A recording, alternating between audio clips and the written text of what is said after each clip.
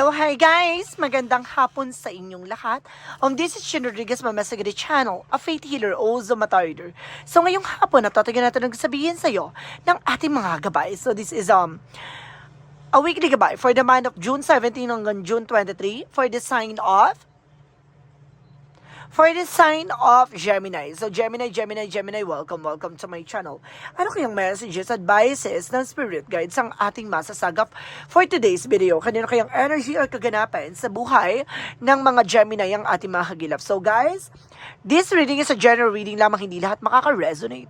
Kunin lamang po makaka-relate sa inyo and comment down below kung kaninong energy ang ating nasagap. And because don't forget to like and subscribe my channel and notification bell for more videos update. And because maraming salamat po sa mga walang sawang pagsuporta sa aking channel, lalo-lalo na ang hindi nag-i-skip ng ads, naway pagpalain kayo ng Diyos at may kapal siksik liglig na gumapaw na biyayang manambalik sa inyo. So let's see what is the messages advice sa'yo ng ating angel spirits. So let's see and watch this.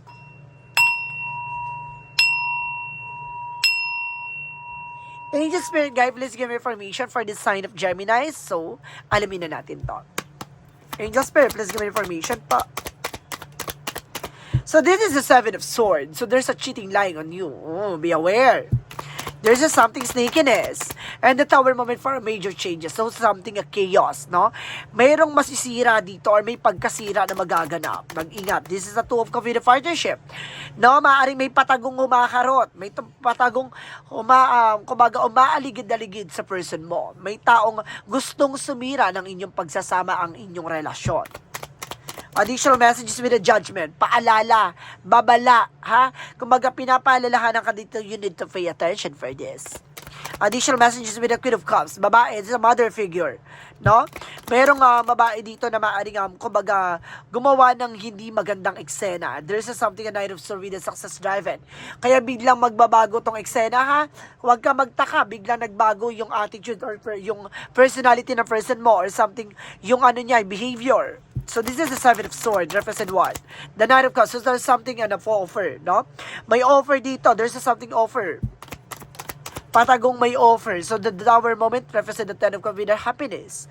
So kumbaga pagdating sa family, no, mag-ingat kasi may mga relasyong masisira dito. Maaring kumbaga magloko yung person mo or may taong umaligid at sumira ng inyong relasyon. With the Two of Cups, so there's something in the Eight of Pentacles. So see, katrabaho, no? Kumbaga, imbis na mahalin ang trabaho, baka ang katrabaho ang minamahal. Mag-ingat.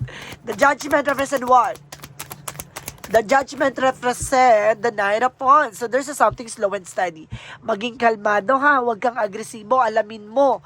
No? Huwag kang, kumbaga pala, decision dito. This is something slow and steady. No? This is the Queen of Cups for the Eight of Wands. So fast communication, fast movement. Now there's something in messages. Phone calls. No? And offer with the trouble. Now there's a trouble, guys. With the Knight of Swords. Represent the Nine of Pentacles with the blossoming abundance.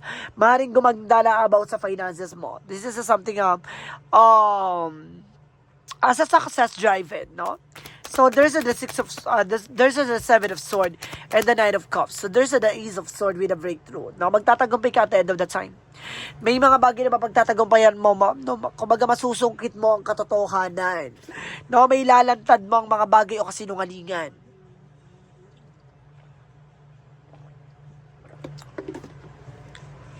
Alakas mga teleserye ito, ha.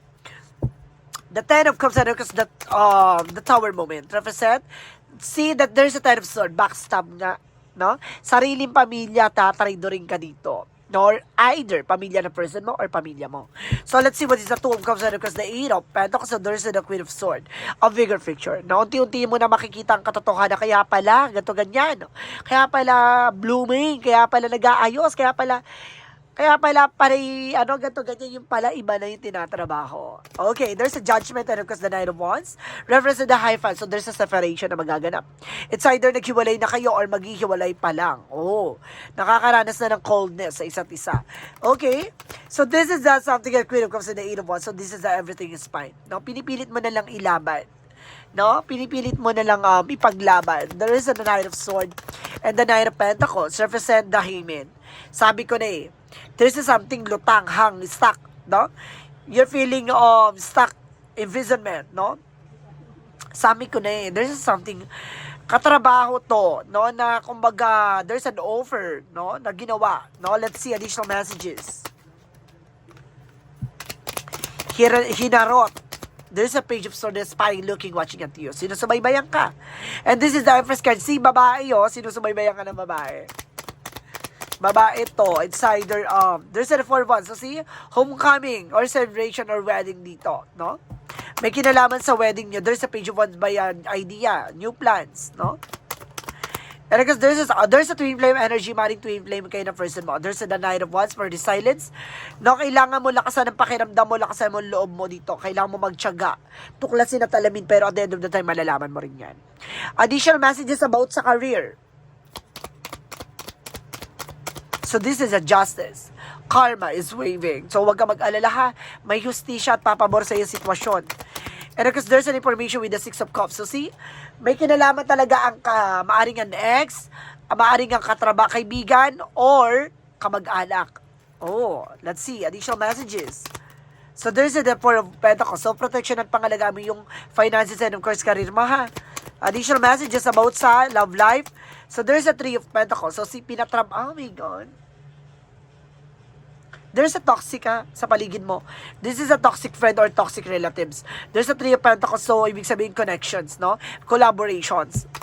And there's the word card. See?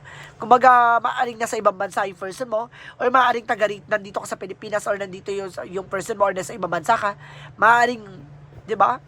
Sinulsulan. Di ba? Sinulsulan ng mag-anak, kaibigan. Ganon. Additional messages about sa health. There's a devil. See, ginagawang ka pa. Diba? Ginayuma yung person mo, ginagawang ka pa. Binigyan ka ng sakit. There's a death card. Gusto nito mamatay ka, oh. This is a death card from that ending. Diba? Gusto ka nito masyugi. Gusto ka mag-endless kineso. Char. So, let's see. Additional messages tayo about sa love life. So, ito na nga, no? Bigyan natin ng hustisya to, Char. Yung eksena dito pagdating sa love life mo. And there is a realization, spiritual awakening. See? Magugulat ka, di ba? Kung maganda sa spiritual awakening. So, ibig sabihin, this is an involvement about sa spiritual. So, nalaman mo, kaya pala, balisa yung person. Oh, kaya pala lutang. Kaya pala ganito. See? Maliliwanagan ka na. Ginayuma yung person mo. There's a travel. See? There's an experience and new things. So, ibig sabihin, magta-travel ka pa dito. Or maaaring mag-travel yung person mo. Additional messages. And there is something, bliss, happiness. Pero at the end of the time, magiging masaya ka dito. Gusto ko pa na isa pang cards for one more messages. Sige nga. Ito na. So this is the mystic love, no? With an oracle card. Bago tong barahan natin, ha? Kaya maganda to kasi pasabog to, eh. Ito yung bibigyan ng kasagutan lahat ng mga katanungan niyo tungkol sa love life. And of course, there's something, turmoils by coming head. So there's a storm. Parang unos to. No? Babayuhin kayo ng eksena pagdating sa relasyon. Kung kakapit ka pa ba, o bibitaw ka na. So, let's see what is additional messages for money move oracle deck for career and money reading. So, let's see. Ano eksena mo pagdating sa career and money mo? Oh, additional messages. And there is something of fruits of labor. So, see, it's time to reap the fruits of your labor and become rich. Or rich again is here. So, ibig sabihin dito, kumbaga kung ano yung pinagtrabahuhan mo, aanihin mo yan. So, ibig sabihin dito, the more na kumbaga pinaghirapan mo, yan na yung pag-ani. So, ibig sabihin, more hirap, more sarap at the end of the times. Go yun on, di ba? Kumbaga, more sarap ka ngayon, hirap ka later. Go, kanon. Kumbaga, kung mangungutang ka, sarap ka today, bukas, hirap na yan. So, pagdating dito naman, kumbaga pinaghirapan mo, di ba? Kumbaga nagtrabaho ka, nagbursige ka, at the end of the time, di ba? Happy na later. Charis. Additional messages. One more card, please. And there's an investment. So, kailangan mag-invest sa pagdating sa karir mo. See? Sabi ko sa iyo, this is a something harvest time. Ibig sabihin, kung magkakaroon ka ng harvest time dito, kailangan mo mag-invest. Di ba? Simulan mo na. It's invest, made will have a positive result that will bring a prosperity. See, I told you, invest wisely. Kailangan mo mag-invest ng, di ba, klaro at wais. And there's a love affair. Oh my God. There's a love affair. Don't lose your mind. So, ibig sabihin, be aware. Love affair at work, rare and well. So, see, meron talagang love affair. Ha? Meron talagang, kumbaga, third party is here. So, let's see. What is additional messages for magical fairy messages? So, let's see. Additional messages with the magical fairy messages to express your individuality. No? Pakita mo sa sarili mo kung sino ka talaga. No? Kung anong kakayanan mo. Masyado ka kasi natenga dahil, di ba, nag-asawa ka, nag-stay ka for good, pero eventually, kumbaga pinabayaan mo yung sarili mo. And there's a business venture. Kailangan mo na simulan, no? There's a trust and follow through one new business idea and career opportunities. And there's a, you desire is within reach. So, see? Kumbaga, papabor din sa sitwasyon, magtiwala ka lang sa kakayanan mo at kaalaman mo. Ha? Kumbaga, ngayon pa lang mag-umpisa ka na. Grabe ha? Napakabigat nitong ano na to ha? Ang paglinaw about sa love life mo, oh my God. Additional messages about sa yin and yang oracle card. Detachment. See, I told you kaya ng lamig. Diba? Nawala ng gana. There's a something seen. May tinanim to or something, may ginawang ano to, eksena to. And there's a renewal. Magkakaroon ka ng something renewal dito. And there's an information with a limitation with fear, no? Labanan mo ang takot at pangamba mo. Hindi mo kailangan pangunahan ng takot yan. Kailangan mo labanan ng lakasan loob at tapang. Additional messages for synchronicities. So there's a gather, no? Binibigay at pinapakita sa iyo mga bagay na kailangan mong malaman. And because there's a something home. See? Kumbaga, nasa tahanan mo lang ang eksena, no? May anay sa inyong tahanan. And there's a strength card. Lakas ang mga pakiramdam mo, ibig sabihin, pumapasok sa bahay nyo to. No? Ang nagsisilbing anay at ahas. The strength, the Archangel Michael messages. And believe and trust. So, kailangan mo maniwala at magtiwala. And there is a decide to be happy now. So, kailangan mo magdesisyon na magiging masaya ka ngayon. Bukas at magpakailanman. And there's an energy healing works. So, kailangan mo ng healing session dito, guys. Additional messages for the chakra. See, there's a guess, oh. There's a something meron niya talagang bumisita or bibisita sa bahay niyo na ahas. And there's a prayer, no? Dinadasal lang kayo, no? Hindi mo alam, yung kala mo ganun-ganun lang, no? Dinadasal lang ka. O kailangan mo magdasal. There's a soulmate connection. Soulmate kayo na person mo. For the angels answer, represent what? No need to worry. Hindi mo kailangan mangamba, no? And there is a big happy changes, no? May mga magandang malaking pagbabago na magaganap sa buhay mo, magdadala ng kaligayahan and kasaganahan with abundance. Additional messages with the angel spirit. And there is a discipline, no? Kailangan mo ng disiplina sa sarili mo. No, kumaga disiplina the way, si discipline sa iniisip mo. 'Di ba? Double messages with the discipline. Kasi hindi mo makontrol yung iniisip mo, parang overthinking or paranoid. And there's something honesty. Maging totoo ka sa sarili mo. Kung nasasaktan ka, iiyak mo. Ganun lang 'yon. For Monsology represent what? What you need to release. Anong kailangan mo alisin? Yung takot at pangamba? Kailangan mo alisin yung negatibo? Alisin mo nagsisilbing malaki. There's a meditate and to contemplate, no? Kailangan mo magmuni-muni, magdasal. There's a devotion. And there's a you are good enough. Sapat ka na eh, no? Additional messages by the angel spirit. So there's a third chakra, there's a fifth chakra, Archangel Gabriel by intuition. Binibigyan ka na matalas na kaisipan dito and there's an appreciation, no? Kung mag-i-appreciate mo yung mga bagay na nangyayari sa iyo, it's an opportunity to learn. And there's a healer of the ages, no? Pagagalingin ng ating Panginoon kung ano man sugat o ano man yung mga sakit na nangyari sa nakaraan, kahit gaano katagal yan, hihilumin niya ng Panginoon. For the Romance angels, surface and what? There's a healing family issue. See? I told you, may family issue talaga dito. Maring see, there's a deception. May false mas, ibig sabihin dito, may nagpapanggap pagdating sa pamilya. No? May ahas eh. Ibig sabihin, maaring ka mag-anak to ng person mo, pamilya niya to. Ganon. Additional messages with an angel spirit messages.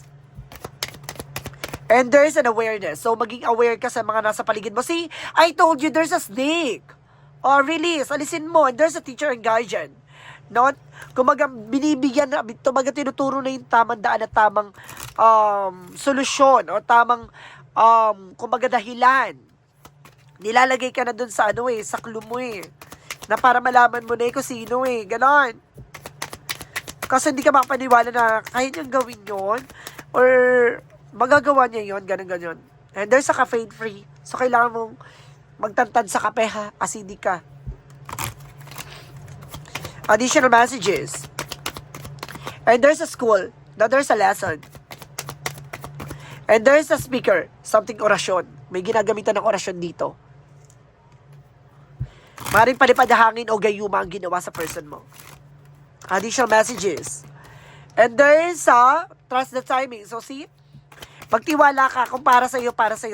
Kung itong panahon na to ay ibibigay sa'yo. And there's a something, you're not alone. Hindi ka nag-iisa ha. Kung ginagabayan ka ng ating angel spirit dito. For Jesus' loving quote said,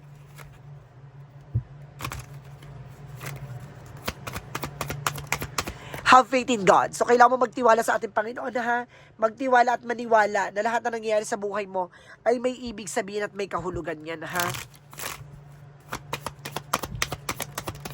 And there's a 05054, unexpected ship. Hindi mo akalaing malalantad to. Hindi mo akalaing malalaman mo to. I hide the number. Serve as a gentle nudge to pursue whatever interests you most. It's possible that something could rock your boat. But you end up exactly where you belongs, with could be in somebody arms, your dream job, and or abroad, etc. So see, magugulat ka sa malalaman mong impormasyon na hindi mo akalaing, di ba? Itong tao na to yung kumbaga magsisilbing ahas sa hanay mo. So let's see what is the messages of life. And there's a step by step. Unti-unti lang yan, ha? Hindi naman yan agad-agad. Kumbaga, kailangan maunti-unting mangyari o maganap. Today, I practice patience. I allow time to fulfill my goals. I understand the wisdom in letting go of control. I know that true value of each situation lies within equations rather than its end result. Therefore, I allow my life to unfold step by step, inhabiting each moment to fullest, knowing that my soul is forever rising higher and higher to embrace the light. So see, unti-unti mo nang mararanasan at unti-unti mo nang mailalahad lahat ng mga bagay na dapat mong unawaan at dapat mong malaman, no? Kumbaga, malalaman mo to sa mga susunod na araw. Malalaman mo to sa takdang panahon. Malalaman mo yung mga bagay na dapat mong malaman talaga. Grabe. Ang bigat ng reading na to. This is a weekly gabay for the month of June 17 hanggang June 23 for the sign of Gemini. So Gemini, maraming salamat for this wonderful reading. So once again, this reading is a general reading lamang, hindi lahat makaka-resonate. Kundi lamang po makaka-relate sa inyo. And comment down below kung kaninong energy ang ating nasaga. Because don't forget to like and subscribe my channel and hit notification bell for more videos update. And of course, maraming salamat po sa mga walang sawang pagsuporta sa aking channel. Lalo-lalo na ang hindi nag-skip ng ads na way pagpalay kayo na Diyos at may kapal. Siksik liglig na gumapaw na biyay manubalik sa inyo. At maraming salamat po. And see you in the next video. Bye-bye and babush!